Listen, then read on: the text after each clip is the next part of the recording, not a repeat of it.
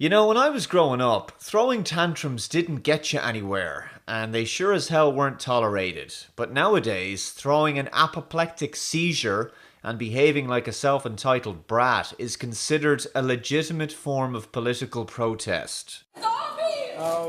Oh, we should film it. Yeah. Oh no. Sir, please, need some sir. help? Sir, Do you need please. some help? Sir, please. Dump the Trump! Dump the Trump!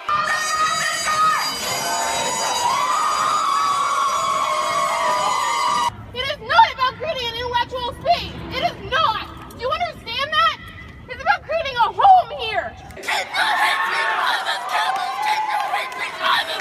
So where the hell did this infantilized, easily triggered, narcissistic, whiny, neurotic, special snowflake generation come from?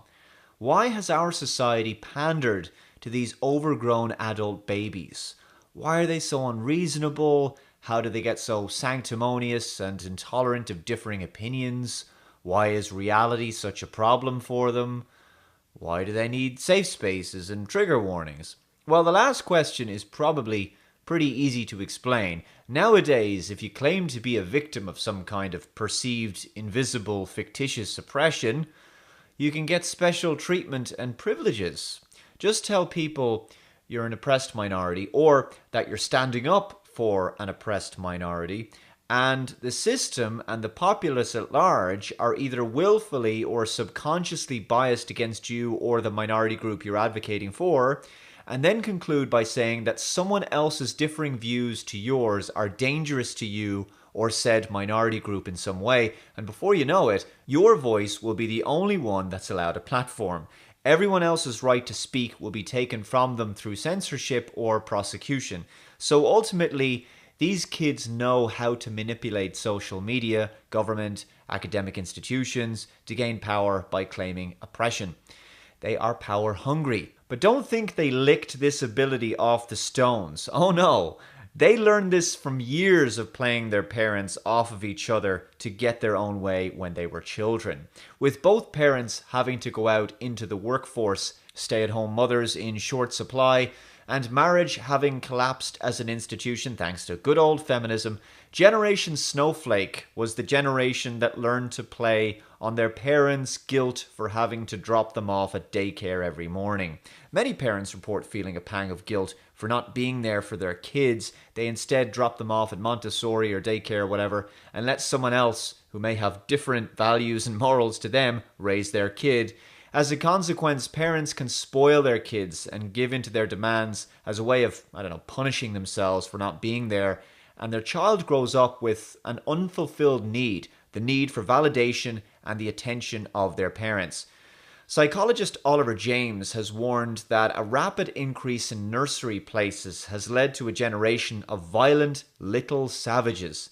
As he puts it, shoving youngsters into nurseries was simply warehousing them so that the government could push mothers back to work to reap income for the exchequer.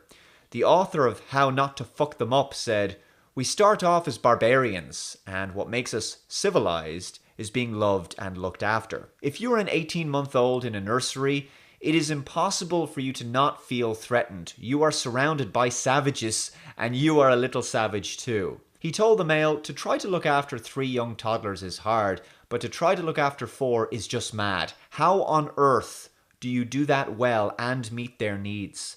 Mr. James pointed to a study in America which tracked youngsters for 15 years. It showed a correlation between the hours placed with nursery to increased aggression and bad behaviour, reported by both parents and nursery workers. The Mail Online has also highlighted how 40 primary school children in England were expelled every day for assaulting their teachers. Violence levels have soared most in South East, rising 41% from 2006, 2007, 2010, 2011. Some 8,030 pupils aged 5 to 11 were expelled in 2010, 2011, a 15% rise over 4 years. The explosion of violence in the classroom is very plausibly linked to the rise of daycare under New Labour, Mr. James said.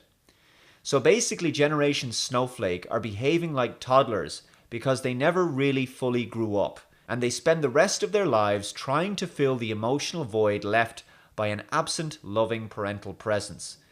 They take this mindset into adulthood, and wouldn't you know it, they gravitate towards movements, ideas, and ideologies that are primarily based on emotional arguments rather than intellectual discovery and cold, hard, uncompromising facts and empiricism. Because facts don't care about your feelings, these millennials reject them on the grounds of how discomforting they are. They want to feel comfortable all the time because it's just how they've been conditioned to operate from their developmental years.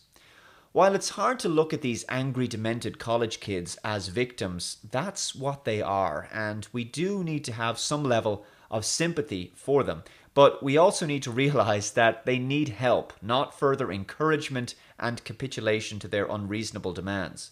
These disaffected, dysfunctional millennials are then preyed upon by Marxist college professors who offer them degrees in bullshit subjects like race or gender studies, and because you can't get a job from these subjects, the only option is aggressive, shouty political activism. Bullshit! These subjects appeal to them because Marxism is always emotionally appealing and speaks to nihilistic and solipsistic thinking.